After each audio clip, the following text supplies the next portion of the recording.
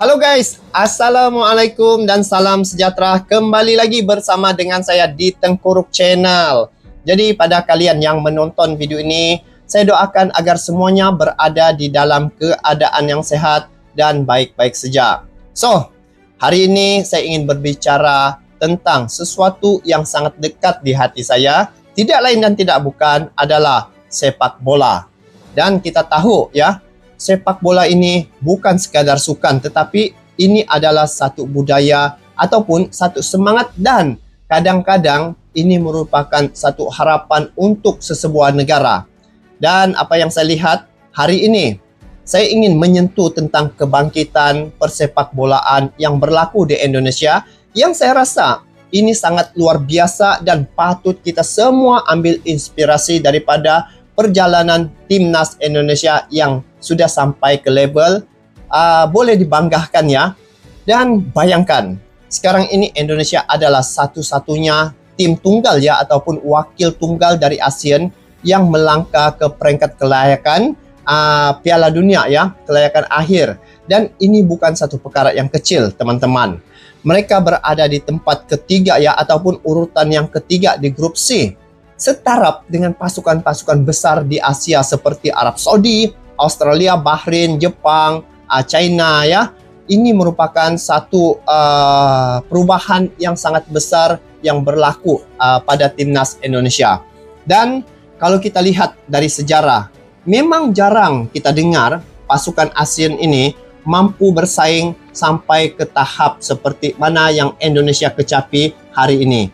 Tetapi Indonesia mampu membuktikan yang mereka boleh. Baru-baru ini, Timnas Indonesia ataupun Federasi Sepak Bola di Indonesia telah melantik pelatih baru, dan juga ini merupakan satu suasana yang menjadi heboh ya.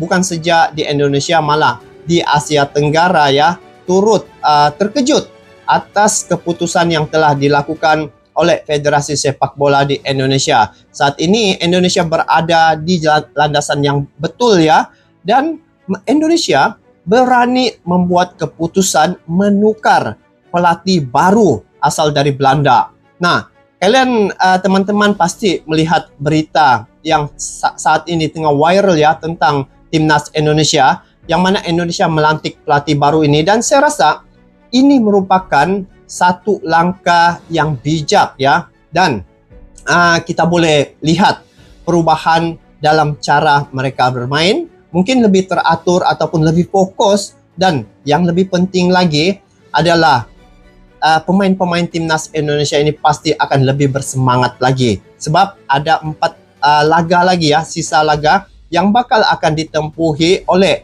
timnas Indonesia untuk kualifikasi Piala Dunia 2026 round yang ketiga ini. Nah, guys, kalau kita bicara tentang kekuatan timnas Indonesia sekarang ini, saya boleh katakan ya, yang mana timnas Indonesia ini adalah pasukan terkuat di Asia Tenggara. Buktinya apa? Satu-satunya wakil tunggal dari ASEAN ini yang telah lolos, yang telah melaju ke putaran yang ketiga adalah timnas Indonesia. Dan kalau lihat dari sejarah juga ya, selama ini ya, wakil dari ASEAN seperti Vietnam, mereka hanya mampu meraih 4 poin tertinggi dari ASEAN ini. Tetapi Indonesia berada di putaran yang ketiga saat ini sudah meraih 6 poin. Dan kena ingat, Indonesia berpotensi besar ya untuk meraih poin. Kalau dilihat 4 laga yang ditempuhi oleh timnas Indonesia ini, 3 tim ini saya yakin ya, timnas Indonesia bisa meraih poin. Dan kalau Jepang ya, tapi tidak mustahil ya, Indonesia bisa memenangi ataupun satu kejutan menghadapi Jepang nanti. Tetapi ya, kita lihat pada logika saja ya. Kalau 3 tim yang sisa ini, Indonesia pasti bisa meraih poin. Lagi-lagi Indonesia akan bermain di kandangnya sendiri guys, di Gelora Bung Karno. 2 laga tuh, manakala 2 laga lagi yang baki itu akan bermain di luar. Nah, dengan pemain-pemain muda yang saya lihat ya, seperti Marcelino dan pemain naturalisasi seperti Jordi Amat, Jay Ijaz, dan pemain-pemain naturalisasi yang lain ya. Mereka ada kombinasi yang sempurna antara pengalaman dan juga tenaga muda. Jadi fakta ini yang menunjukkan Indonesia berpotensi ke Piala Dunia.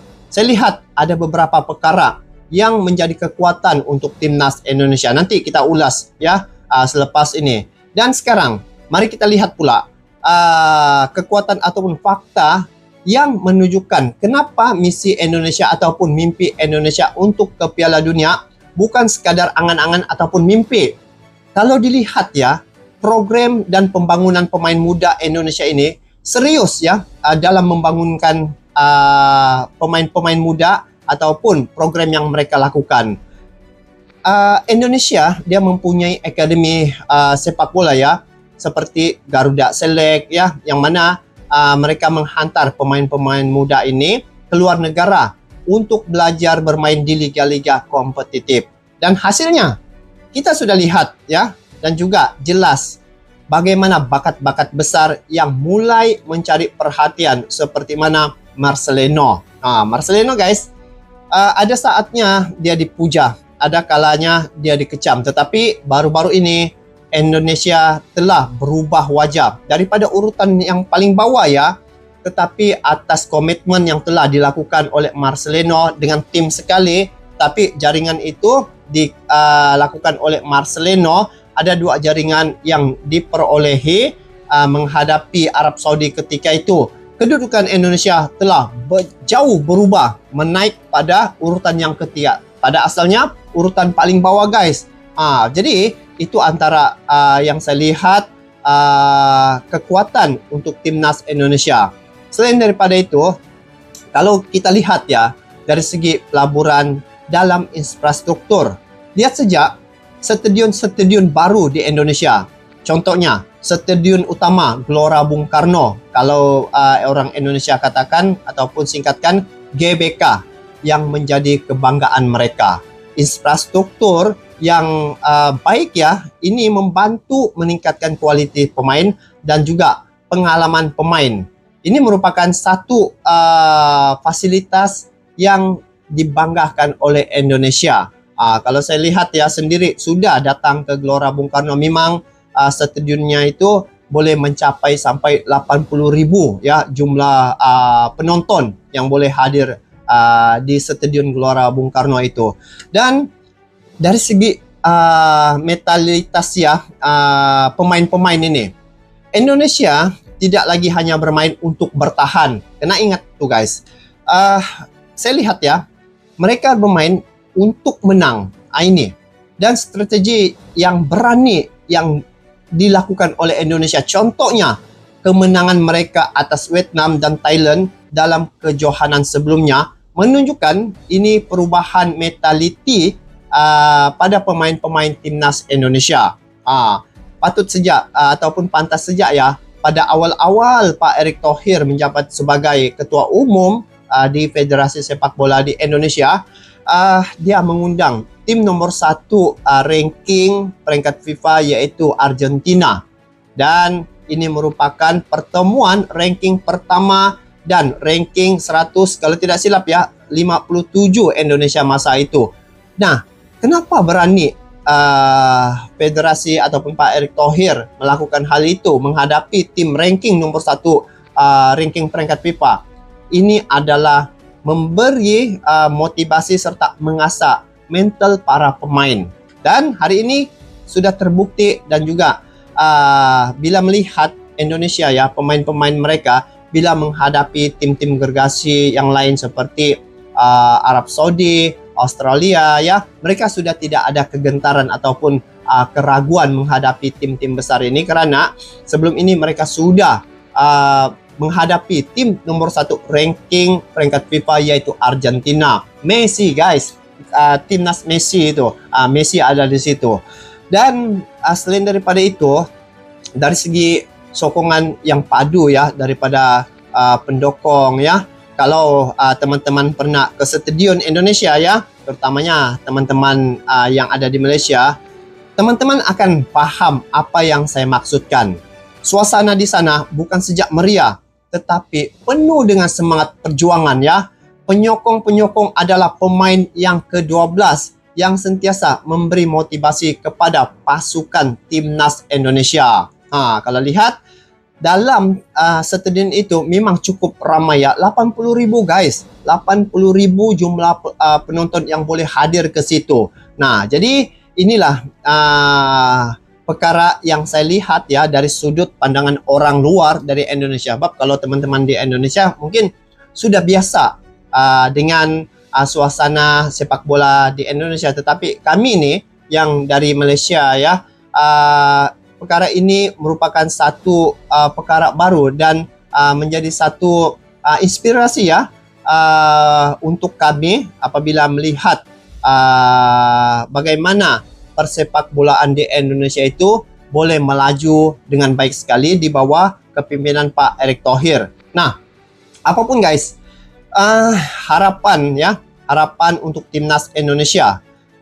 Saya sebagai penikmat sepak bola, saya sangat kagum ya dengan apa yang Indonesia kecapi saat ini.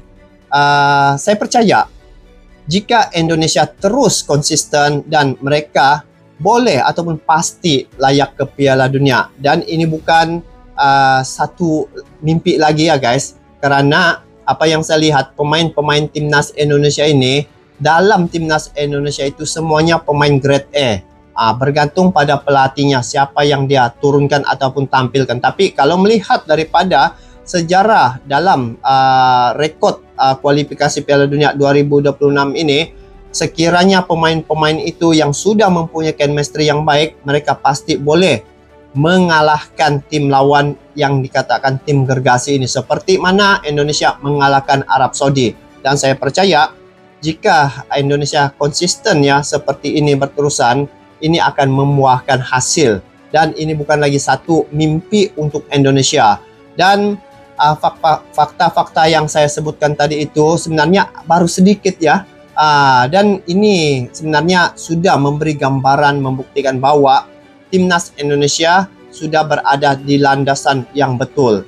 Jadi guys, untuk teman-teman yang masih ragu lagi ya tentang kebolehan timnas Indonesia ya, percayalah, kebangkitan timnas Indonesia ini adalah reality, bukan sekadar cerita dongeng. Karena mereka sudah membuktikan ya kemampuan mereka, dan saya yakin masa depan sepak bola Indonesia ini sangat cerah. Dan kita sebagai peminat sepak bola ya, tidak kira dari manapun berada ya, harus bangga dengan pencapaian ini. Apatah lagi Indonesia ini mewakili ASEAN. Jadi ini merupakan satu kebanggaan kita juga ya. Ada juga wakil dari ASEAN yang melaju sampai ke tahap ini. Bila melihat dengan adanya pelatih baru ya dari Belanda ini akan melancarkan lagi urusan timnas Indonesia. Dan bila melihat dari segi bagaimana sambutan timnas Indonesia ataupun fans-fans timnas Indonesia terhadap pelatih baru ini, memang cukup luar biasa ya. Dan saya yakin dan percaya Indonesia sekiranya dia konsisten dengan pencapaian, malah sekiranya ditingkatkan lagi mereka punya kebolehan, skill, Indonesia potensi untuk ke Piala Dunia itu semakin besar. Apatah lagi dengan pelatih baru, sudah pasti mempunyai misi yang baru, semangat yang baru, dan juga pasti ada target yang ingin dikecapi. Dan baru-baru ini saya lihat di wawancara ya, pelatih baru ini dia sangat berkomitmen ya untuk membawa timnas Indonesia ini sampai ke Piala Dunia. Itu yang saya dengar daripada pernyataan beliau. Dan akhir kata guys, terima kasih karena sudah mendengar pengamatan saya ya tentang sepak bola Indonesia. Dan ini yang membuat saya kagum terhadap perkembangan yang berlaku di negara mereka. Ada berapa tempo lagi untuk Indonesia menghadapi sisa laga untuk kualifikasi 2026 ini. Pada bulan Maret nanti Indonesia akan menghadapi beberapa tim untuk misi ke Piala Dunia. Jadi inilah antara perkara-perkara yang boleh dijadikan sebagai inspirasi ya terhadap perkembangan sepak bola di Indonesia. Dan percayalah teman-teman, selagi Pak Erick Thohir ya memimpin Federasi Sepak Bola di Indonesia, saya melihat perkembangannya di atas kepemimpinannya Indonesia boleh pergi lebih tinggi lagi.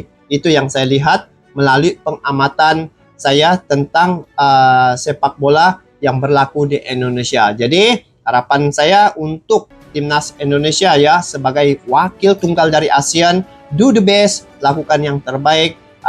Dengan adanya pelatih baru pasti mempunyai semangat baru, dan kita doakan semoga timnas Indonesia bisa terbang lebih tinggi lagi ya. Dan kita doakan Indonesia mimpi untuk ke Piala Dunia itu menjadi kenyataan. So guys, itu saja untuk kali ini. Kita bertemu lagi di video akan datang. Bagaimana sekiranya Anda dilantik ataupun ditunjuk menjadi pelatih timnas Indonesia ini seandainya? Komen di bawah. Itu saja. Assalamualaikum warahmatullahi wabarakatuh.